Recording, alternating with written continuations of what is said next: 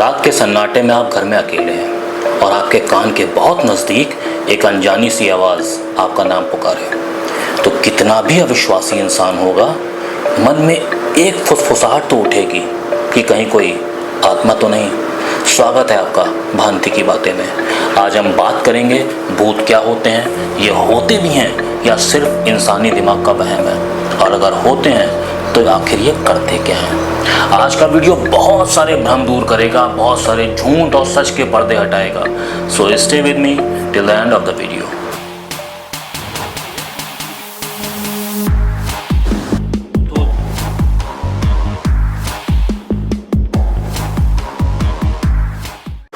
भूत यानी आत्मा, अंग्रेजी में इसे कहते हैं घोस्ट, स्पिरिट या एपैरिशन। संस्कृत में प्रेत, पिशाच, अलक्ष्य। इस्लाम में जिन, क्रिश्चियनिटी में फैंटम या फिर वॉन्डरिंग सोल। हर संस्कृति में आत्मा के अस्तित्व को माना गया है। इंडियन बिलीफ कहता है कि जब किसी की मृत्यु अचानक, दर्दनाक या अधूरी इच्छा के साथ होती है तो आत्मा मुक्त नहीं हो पाती। वेस्टर्न बिलीफ बोलता है कि ghost are restless energies trapped between worlds. पर सच क्या है? भूत सिर्फ एक कॉन्सेप्ट है, सुपर ह्यूमन जैसा, मन का फितूर है, किसी बीमारी जैसा, और या फिर अटल सत्य है? राजस्थान के अलवर जिले की अरावली पर्वतमालाओं की गोद में बसा भानगढ़ किला भारत के सबसे रहस्यमयी और डरावने स्थलों में से एक माना जाता है। यह किला जितना खूबसूरत और ऐतिहासिक है, उतना ही डरावना और रहस्यों से भरपूर भी है। एएसआई ने भी यहाँ सूरज ढलने के बाद प्रवेश को प्रतिबंधित करके रखा है, और यही बात इस जगह को और रहस्यमयी बना देती है। भानगढ़ किले का निर्माण 17वीं शताब्दी में आमेर के राजा भगवंत दास ने अपने पुत्र माधो सिंह के लिए करवाया था।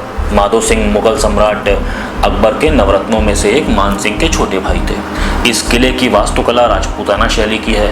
इसमें बाजार, महल, मंदिर, बावड़ियाँ आज भी मौजूद हैं। कहा जाता है कि यह क्षेत्र एक समय में व्यापार और संस्कृति का प्रमुख केंद्र था, लेकिन धीरे धीरे ये उजड़ गया, किला वीरान हो गया। परंतु इसके उजड़ने के पीछे जो कथाएं प्रचलित हैं, वह इसे महज एक ऐतिहासिक धरोहर नहीं बल्कि एक डरावनी किंवदंती का हिस्सा बना देती हैं। भानगढ़ के उजड़ने के पीछे का सबसे प्रसिद्ध तथ्य तांत्रिक सिंघिया की कहानी का है। लोक कथा के अनुसार वह काला जादू करने वाला तांत्रिक था जिसे भानगढ़ की राजकुमारी रत्नावती से एक तरफा प्रेम हो गया। एक दिन तांत्रिक ने राजकुमारी के इत्र में जादू मिलाकर उसे वश में करने का प्रयास किया, लेकिन रत्नावती ने उसकी चाल को समझते हुए इत्र की शीशी पत्थर पर फेंक दी। वह पत्थर लुढ़कता हुआ तांत्रिक को लगा और वहीं उसकी मृत्यु हो गई। मरने से पहले उसने भानगढ़ और उसकी रानी को श्राप दिया कि पूरा नगर तबाह हो जाएगा, कोई भी जीवित नहीं बचेगा। और कुछ ही समय बाद युद्ध, अकाल और अचानक हुई घटनाओं ने पूरे भानगढ़ को तबाह कर दिया, और तभी से यह स्थान एक डरावने खंडहर में तब्दील हो गया। आज भी भानगढ़ किला एक प्रसिद्ध टूरिस्ट डेस्टिनेशन है, लेकिन एएसआई की चेतावनी बड़ी स्पष्ट है कि सूर्यास्त के बाद और सूर्योदय के पहले किले में प्रवेश वर्जित है। स्थानीय लोग मानते हैं कि यहाँ रात में आत्माएं भटकती हैं, चीखने की आवाज़ें आती हैं, रहस्यमयी घटनाएं घटती हैं।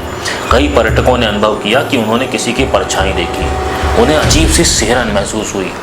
यहाँ मौजूद खंडहर, मंदिर, महल और टूटी हुई हवेलियाँ आज भी उस इतिहास की गवाही देते हैं जो अब धुंधला हो चुका है। और शायद इसीलिए भानगढ़ सिर्फ एक ऐतिहासिक स्थल नहीं बल्कि भारत की सबसे डरावनी जगहों में से गिना जाता है। भानगढ़ की रहस्यमयी छवि ने बॉलीवुड और टीवी इंडस्ट्री को भी आकर्षित किया है। कई डॉक्यूमेंट्री, वेब सीरीज और फिल्मों में इस किले को दिखाया गया है। यहाँ तक कि भानगढ़ नाम से एक फिल्म भी बन चुकी है। अब बात करते हैं दिल्ली के द्वारका सेक्टर 9 मेट्रो स्टेशन पर 2010 में घटी एक घटना की।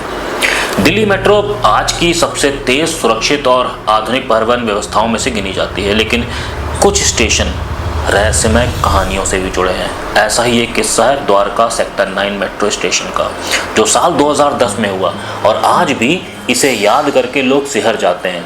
घटना 30 सितंबर 2010 की रात की। समय था लगभग 11:15 बजे, जब दिल्ली मेट्रो की आखिरी ट्रेन द्वारका सेक्टर 9 स्टेशन की ओर बढ़ रही थी। ट्रेन लगभग खाली थी सिर्फ 3-4 लोग थे, गार्ड, एक आरटी प्रोफेशनल, एक बुजुर्ग व्यक्ति। जैसे ही ट्रेन द्वारका सेक्टर 9 स्टेशन के पास पहुंची, ड्राइवर को ट्रैक के किनारे एक सफ़ेद साड़ी पहने औरत दिखाई पड़ी। यह देखकर वो चौंक गया, क्योंकि ये स्टेशन इतनी ऊंचाई पर बना है कि वहाँ आम लोगों का ट्रैक पर होना लगभग नामुमकिन था। उसने ब्रेक मारे, लेकिन वहाँ कोई नहीं था। उसे लगा कि शायद भ्रम हुआ होगा। ट्रेन स्टेशन पे रुकती है, कुछ ही देर में गार्ड और आईटी प्रोफेशनल उतरते हैं। तभी गार्ड को प्लेटफॉर्म के अंत में कुछ हलचल दिखाई पड़ती है, एक धुंधली सी आकृति जो पिलर के पीछे गायब हो गई। गार्ड ने सोचा कोई मजाक कर रहा होगा। आईटी प्रोफेशनल जो वहीं बैठा था, उसने बताया कि जैसे ही ट्रेन चली, उसने किसी औरत के रोने की हल्की आवाज़ सुनी। पहले उसे लगा कि शायद किसी महिला यात्री की आवाज़ है, लेकिन पूरी ट्रेन खाली थी। कुछ सेकंड बाद उसे ऐसा लगा जैसे कोई उसके पास से दौड़कर गुजर गया, लेकिन वहाँ कोई नहीं था। और जब यह बात स्टेशन कंट्रोल को बताई गई, तो तुरंत सीसीटीवी फुटेज चेक किए गए। सारे फुटेज सामान्य थे, लेकिन जब प्लेटफॉर्म नंबर 2 की 11:19 की फुटेज देखी गई, तो उसमें सफ़ेद कपड़ों में लिपटी महिला की धुंधली आकृति कुछ सेकंड के लिए नजर आई और कुछ ही पल में गायब हो गई। दिल्ली मेट्रो के कर्मचारियों ने इस फुटेज को ग्लिच कहकर खारिज कर दिया, लेकिन स्टेशन पे काम करने वाले कुछ गार्डों और सफाई कर्मचारियों ने इससे पहले भी ऐसी घटनाएं देखने की बात कही थी। स्थानीय लोगों के अनुसार कुछ साल पहले द्वारका सेक्टर 9 और सेक्टर 10 के बीच में एक युवती ने आत्महत्या कर ली थी। वह किसी व्यक्तिगत समस्या के कारण ट्रेन से कट गई थी, और कुछ लोगों का मानना है कि उस आत्मा को शांति न मिलने के कारण वो अब भी यहीं भटकती है। कई टैक्सी ड्राइवरों ने भी उस क्षेत्र से गुजरते हुए सड़क के किनारे सफ़ेद कपड़े में लिपटी महिला को देखने की बात कही है, जो कुछ ही पल में गायब हो जाती है।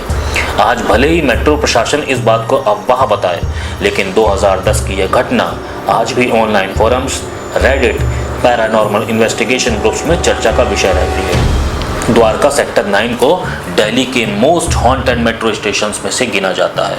कुछ यात्रियों ने बाद में यह दावा भी किया कि उन्होंने उस स्टेशन पर देर रात अचानक ठंडी हवा का झोंका या बिना वजह कपकपी का अनुभव किया।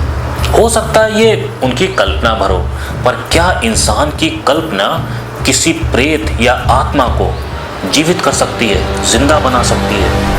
ऐसा ही कुछ हुआ 1972 में टोरंटो, कनाडा में। यहाँ एक ऐसा प्रयोग किया गया जिसने विज्ञान और आत्मा शास्त्र दोनों को हिला के रख दिया। इस एक्सपेरिमेंट का नाम था द फिलिप एक्सपेरिमेंट। इसका उद्देश्य था यह समझना कि क्या हम अपनी मानसिक ऊर्जा से एक काल्पनिक आत्मा को वास्तविक अनुभव करा सकते हैं। क्या हमारा सामूहिक अवचेतन, कलेक्टिव सबकॉन्शियसनेस, किसी भूत जैसी सत्ता को जन्म दे सकता है। इसके मुख्य आयोजक थे डॉक्टर ARG ओवेन, एक गणितज्ञ और साइकोट्रॉनिक्स। उन्होंने 8 लोगों की एक टीम बनाई, जिसमें हाउसवाइफ, समाजशास्त्री, इंडस्ट्रियल डिजाइनर, अकाउंटेंट और मनोवैज्ञानिक शामिल थे।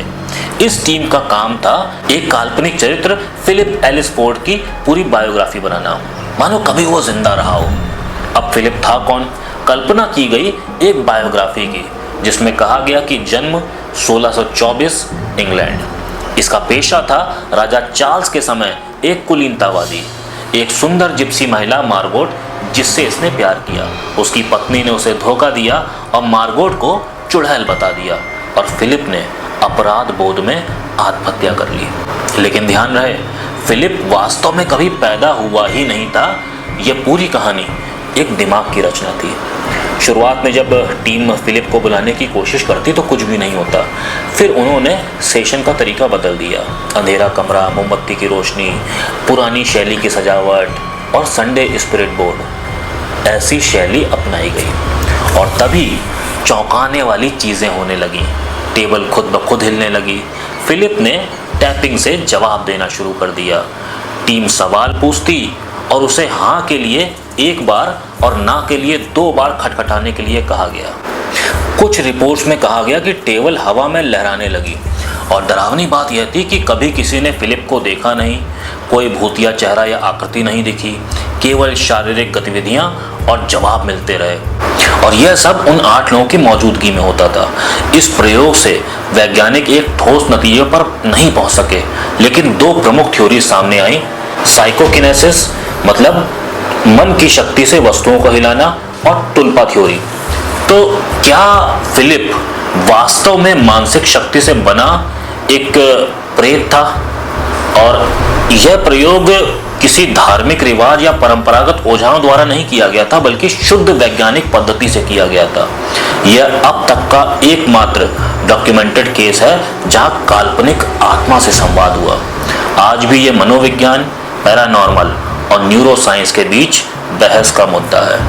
इस प्रयोग से प्रेरित होकर कई हॉरर फिल्मों और डॉक्यूमेंट्रीज का निर्माण हुआ, जैसे 2012 की द एपैरेशन, 2014 में the quiet ones, ghost adventure और बज़फीड अनसॉल्व्ड। इन फिल्मों में इस एक्सपेरिमेंट का जिक्र आया है। द फिलिप एक्सपेरिमेंट हमें यह सोचने पर मजबूर करता है कि क्या भूत वास्तव में होते हैं या फिर हम उन्हें खुद पैदा करते हैं। क्या हो अगर कोई आत्मा हमारे दिमाग की उपज हो और उतनी ही ताकतवर हो जितनी किसी असली प्रेत की। और अगली बार जब आप अकेले किसी कमरे में मौजूद हो तो सोचिए कि क्या वहां कुछ है या सिर्फ आपका दिमाग आपके साथ खेल खेल रहा है। अब एक और एक्सपेरिमेंट का जिक्र, चार्ल्स डार्ट एक्सपेरिमेंट। तो क्या कोई इंसान शरीर छोड़कर देख सकता है? Out of body experience, OBE। क्या आत्मा शरीर से बाहर निकल सकती है? चार्ल्स डार्ट ने 1960 के दशक में कैलिफोर्निया की यूनिवर्सिटी UC डेविस में एक ऐसा ही ऐतिहासिक और रहस्यमयी प्रयोग किया जिसने out of body experience, OBE कुछ यानी शरीर से बाहर जाने के अनुभव पर वैज्ञानिक चर्चा को जन्म दिया। डॉक्टर टार्ट एक मनोवैज्ञानिक थे, परामनोविज्ञान विशेषज्ञ थे। उनका मुख्य विषय था ऑल्टर्ड स्टेट ऑफ कॉन्शियसनेस, यानी कि चेतना की बदली हुई अवस्थाएं, जैसे ध्यान, सपने, हिप्नोसिस और OBE यानी कि शरीर से बाहर निकल जाना। डॉक्टर टार्ट ने अपने प्रयोग में एक युवा महिला को चुना जिसका कोड नेम था मिस जेड। वह कई बार दावा कर चुकी थी कि नींद के दौरान अपने शरीर से बाहर निकल सकती है और कमरे को ऊपर से देख सकती है। मिस जेड को एक लैब रूम में अकेले सुलाया गया जहां उसे EEG मशीन से जोड़ दिया गया जो ब्रेन वेव्स रिकॉर्ड करती है। उसके शरीर में ECG, रेस्पिरेशन, आई मूवमेंट आदि सभी का पैरामीटर मॉनिटर किया जा रहा था। एक अलमारी के ऊपर 5 अंकों की एक रैंडम संख्या लिखी गई थी जिसे तभी देखा जा सकता था जब कोई इंसान ऊपर की तरफ जाकर देखे।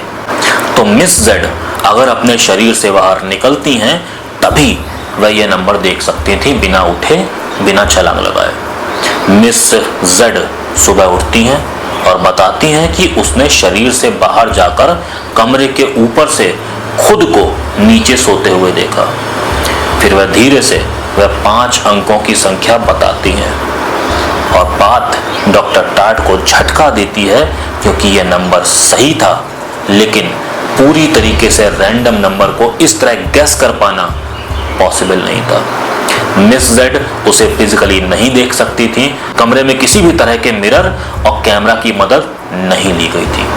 डॉक्टर टार्ट ने 1968 में the journal of American society of psychical research में यह केस प्रकाशित किया और इस पर भी 2 तरह की राय बनी, एक समर्थन करने वाले और एक इसका विरोध करने वाले। समर्थन करने वाले कहते थे कि यह OBE का पहला वैज्ञानिक प्रमाण हो सकता है, शायद मानव चेतना वास्तव में शरीर से बाहर जा सकती है, और रिमोट व्यूइंग और नियर डेथ एक्सपीरियंस जैसे अनुभवों से जुड़ी पुष्टि भी यहाँ पर की गई।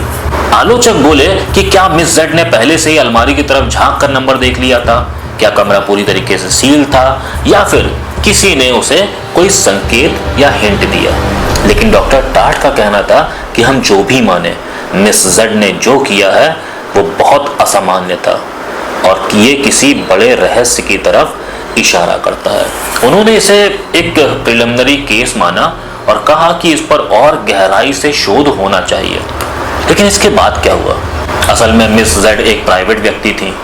उन्होंने इसके बाद और प्रयोगों में भाग नहीं लिया, लेकिन डॉक्टर टार्ट ने OBE, ल्यूसिड ड्रीमिंग और रिमोट व्यूइंग जैसे विषयों पर कई किताबें और पेपर लिखे। उनकी प्रसिद्ध पुस्तक ऑल्टर्ड स्टेट ऑफ कॉन्शियसनेस आज भी पैरानॉर्मल रिसर्च में एक रेफरेंस मानी जाती है। आज भी रेडिट और OBE फोरम्स में मिस जेड केस सबसे चर्चित मामलों में से माना जाता है। चार्ल्स टार्ट का यह प्रयोग इस सवाल को जीवित छोड़ता है कि हम सिर्फ शरीर नहीं बल्कि चेतना के वाहक हैं। तो क्या आत्मा शरीर के बाहर जा सकती है और देख सकती है वो जो आंखें नहीं देख पाती। अब बात स्लीप पैरालिसिस और घोस्ट साइटिंग पर हार्वर्ड की एक स्टडी की। टॉपिक था क्या भूत सच में होते हैं या ये सब नींद और मस्तिष्क का खेल है। आपने कभी महसूस किया हो कि आप जागे हुए हैं लेकिन बॉडी नहीं हिल रही, फिर कमरे में कोई काली परछाई, सांस लेती कोई डरावनी उपस्थिति या आपकी छाती पर बैठा हुआ कोई प्रेत। इस अनुभव को कहते हैं स्लीप पैरालिसिस। और हार्वर्ड यूनिवर्सिटी ने इस पर एक गहरा शोध किया, जिससे पता चला कि हजारों भूत देखने वाली घटनाएं असल में मस्तिष्क की एक वैज्ञानिक गड़बड़ी होती है। हार्वर्ड मेडिकल स्कूल के स्लीप रिसर्च डिवीजन ने यह अध्ययन किया कि क्यों लोग रात में अचानक उठकर भूत या डार्क प्रेजेंस का अनुभव करते हैं। यह अध्ययन किया गया विभिन्न देशों के 9000 से ज्यादा लोगों पर, अलग अलग धर्म, संस्कृति और उम्र समूहों से जुड़े हुए, जो लोग अक्सर स्लीप पैरालिसिस और हेलुसिनेशंस का अनुभव किया करते थे। अब समझते हैं कि स्लीप पैरालिसिस आखिर है क्या। एक ऐसी स्थिति जब आप गहरी नींद से बाहर आ रहे होते हैं लेकिन आपका शरीर अभी भी पैरालाइज्ड रहता है। मस्तिष्क जाग गया होता है लेकिन शरीर नहीं, और इसी दौरान हेलुसिनेशन यानी भ्रम शुरू हो जाते हैं। इस अवस्था में लोग अक्सर सुनते हैं भारी सांसें, दरवाजे खुलने की आवाजें, किसी के चलने की आहट और सबसे आम किसी छाया के कमरे में मौजूद होने का अनुभव। हार्वर्ड की शोध बताती है कि जब इंसान इमोबाइल होता है और खतरा महसूस करता है तो उसका दिमाग एक अटैकर की कल्पना खुद कर लेता है, और इस अटैकर को अक्सर डार्क फिगर, ओल्ड हैग या डेमन के रूप में विजुलाइज किया जाता है। ये एक इवोल्यूशनरी डिफेंस मैकेनिज्म है। जब शरीर खतरे में होता है पर हिल नहीं सकता तो दिमाग एक खतरे को प्रोजेक्ट करता है। हार्वर्ड की इस स्टडी ने एक चीज और बताई कि हर देश में भूत का रूप अलग अलग पाया गया। जैसे भारत में चुड़ैल या छाया, जापान में काली आत्मा, अमेरिका में शैडो मैन, अफ्रीका में शापित आत्माएं और ब्राजील में छाती पर बैठने वाली औरत के तौर पे। इसका मतलब है कि भूत का रूप हमारी संस्कृति और विश्वास प्रणाली के अनुसार बदलता रहता है, लेकिन घटनाएं एक जैसी होती हैं। हार्वर्ड का निष्कर्ष था कि स्लीप पैरालिसिस एक न्यूरोसाइकोलॉजिकल घटना है। इसमें ब्रेन का डर महसूस करने वाला हिस्सा सक्रिय हो जाता है, विजुअल कॉर्टेक्स भूत जैसी एक छवि बना देता है और मोटर कंट्रोल ऑफ होने के कारण इंसान असहाय महसूस करता है। तो भूत जैसी ये अनुभूति मस्तिष्क का भ्रम, डर की प्रतिक्रिया और नींद की गड़बड़ी की वजह से होती है। फिर भी लोग इसे भूत क्यों मानते हैं? क्योंकि यह अनुभव बहुत रियल लगता है। धार्मिक या सांस्कृतिक मान्यताएं इसे आत्मा या बुरी शक्तियों से जोड़ देती हैं, और क्योंकि उस वक्त की डरावनी भावना इतनी इंटेंस होती है कि व्यक्ति उसे सच मान लेता है। अब स्लीप पैरालिसिस से बचा कैसे जाए? नींद की नियमितता बनाए रखें, पीठ के बल सोने से बचें, स्ट्रेस और चिंता कम करें, कैफीन और स्क्रीन टाइम रात के समय कम कर दें। ध्यान और प्राणायाम भी इसके लिए मददगार उपाय हो सकते हैं। हार्वर्ड की यह रिसर्च साबित करती है कि हजारों भूत देखने की घटनाएं वास्तव में मस्तिष्क का खेल हो सकती हैं, लेकिन फिर भी कुछ सवाल रह जाते हैं। अगर सब कुछ भ्रम है तो कभी कभी वही छाया दोबारा क्यों दिखती है? कई लोग आज भी मानते हैं कि कुछ स्लीप पैरालिसिस सिर्फ हेलुसिनेशन नहीं थे। रेसिडुअल एनर्जी, किसी जगह या वस्तु में घटना की एनर्जी फंसी रह जाती है, जैसे कैसेट बार बार रिवाइंड हो रही हो। ये आत्माएं एक्टिवली जवाब देती हैं, माचिस जलाकर, खिड़की का खुलना बंद होना, नॉकिंग साउंड या फिर सपनों में आना। इसके अलावा पोजीशन भी एक एक्टिविटी है जिसमें किसी इंसान के शरीर पर एक प्रेत का, एक आत्मा का कब्जा हो जाता है, और कई कल्चर्स में इसका इलाज एक्सॉर्सिज्म या तांत्रिक पूजा से किया जाता है। साइंस के मुताबिक ड्रीम सबकॉन्शियसनेस भी होता है, जिसमें सपने में कांटेक्ट किया जाता है। कई बार मृत लोग सपने में डायरेक्शन, वार्निंग या ब्लेसिंग देने आते हैं। गरुड़ पुराण और अथर्ववेद के अनुसार मृत्यु के बाद आत्मा 13 दिन तक पृथ्वी पर रहती है। श्राद्ध और पिंडदान होता है, इससे आत्मा की मुक्ति होती है। मेहंदीपुर बालाजी जैसे मंदिरों में सैकड़ों लोग रोजाना आते हैं अपने सर के ऊपर बैठा हुआ साया छुड़वाने के लिए। साइंस भी कहता है कि energy can never be created nor be destroyed, it can only changes it's form. तो क्या आत्मा भी एक प्रकार की एनर्जी है? साइंस अभी तक कॉन्शियसनेस का पूरा जवाब नहीं दे सका है। तो ghost could be A manifestation of unresolved consciousness. अब मैं आपको अपना एक रियल एक्सपीरियंस बताता हूँ। सुनने में अजीब है लेकिन 100% सत्य है। बात है दिवाली की, दिवाली के अगले दिन की परेवा की। मैं हैंडपंप पे पानी भर रहा था। अचानक मुझे लगा कि मेरी पीठ पीछे कोई महिला काली साड़ी पहने हुए पानी पीने के लिए आई है। मैं मन ही मन में झिके आया, चिल्लाया, ओफो बाल्टी हटानी पड़ेगी। यही सोच के मैं हल्का सा मुड़ा, तभी एक तेज हवा का झोंका चला। उसकी साड़ी का पल्लू उड़कर मेरे सर से मेरी कमर तक आ गया। मैंने हाथ से पकड़कर उस पल्लू को पीछे फेंका, पीछे देखा, नोबडी वाज देयर। न कोई काला कपड़ा था, न कोई काले कपड़े पहने हुए इंसान था। दिन का वक्त था, लगभग 1 बज रहे थे। शरीर में एक सुरसुरी सी तो छूटी, लेकिन उस दिन के बाद से डर लगना बंद हो गया। तो प्रेतों का अस्तित्व अनुभव मानता है, पर विज्ञान अस्वीकार भी नहीं करता, क्योंकि अगर रिजेक्शन होता तो इतने सारे एक्सपेरिमेंट नहीं होते। दुनिया भर में प्रेतों का अस्तित्व, उनका रूप, उनकी हरकतें एक जैसे रिकॉर्ड हुई हैं। वे बताते हैं कि कुछ तो है जो अभी खोजा जाना बाकी है। आपको क्या लगता है, भूत वास्तव में होते हैं या सिर्फ रोंगटे खड़े कर देने वाली कहानी का एक कैरेक्टर मात्र है? आज का एपिसोड आपको कैसा लगा? कमेंट बॉक्स आपके रिएक्शन का इंतजार कर रहा है। याद रखिएगा, आप न सिर्फ अपने लिए बल्कि अपने लोगों के लिए भी बहुत ज़रूरी है। मिलते हैं नई जानकारी के साथ नए एपिसोड में। तब तक के लिए